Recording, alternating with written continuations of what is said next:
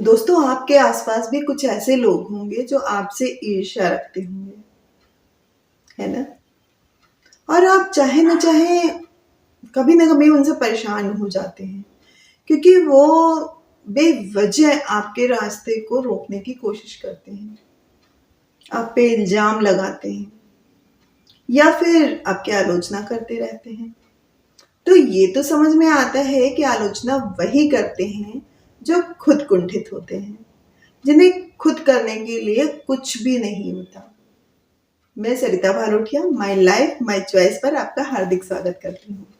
तो चलिए बात करते हैं ऐसे ही लोगों की।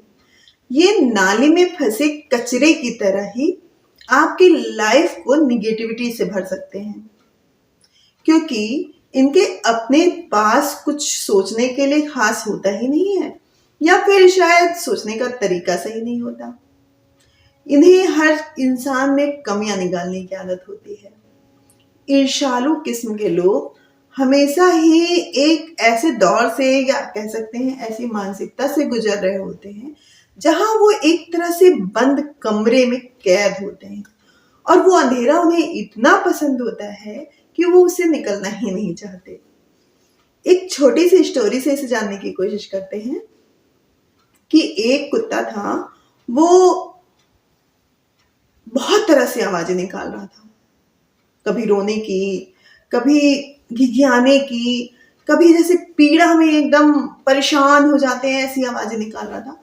तो उधर से एक व्यक्ति गुजरा और उसने कहा कि जो उसके पास एक बूढ़ा व्यक्ति बैठा था, उससे उसने कहा कि ये इतना रो रहा है, इतना परेशान है, तुम उसकी परेशानी को दूर क्यों नहीं कर देते हो? तो उसने कहा, दरअसल ये एक पटरे पर बैठा हुआ है जिसमें कील लगी हुई है। वो कील इसे चुभ रही है और इसी वजह से ये तरह तरह की आवाजें निकाल रहा है। तो उस व्यक्ति ने कहा, तो फिर आप वो कील हटा क्यों नहीं देते हैं ताकि इसे दर्द से मुक्ति मिल जाए? वो व्यक्ति हंसा और बोला कि ये भी जानता है कि ये उस कील पर बैठा हुआ है, लेकिन ये हटाने से भी वहां से नहीं हटता और बार बार आकर वहीं पे बैठ जाता है, क्योंकि अब उसे इसकी आदत पड़ चुकी है, अच्छा लगने लगा है उसे।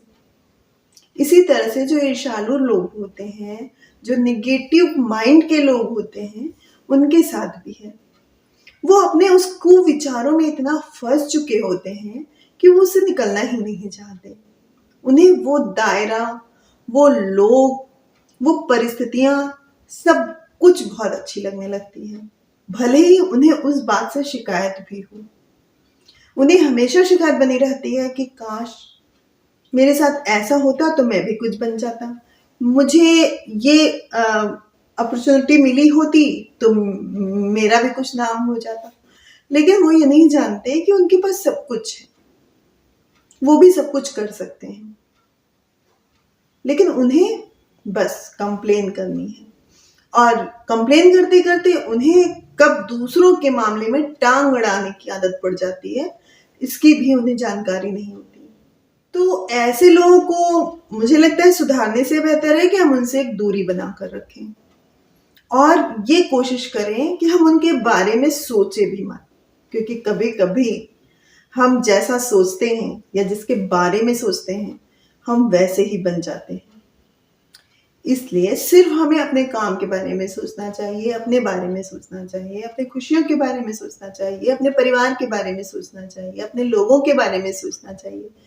ऐसे लोगों से परेशान होने का कोई मतलब नहीं है, क्योंकि ये तो है कि जो ये जलन की भावना होती है वो कहीं ना कहीं आपके किसी कार्य से इम्प्रेस होने की वजह से आती है, क्योंकि जलन का विरोध ही तो किसी का व्यक्तित्व होता है।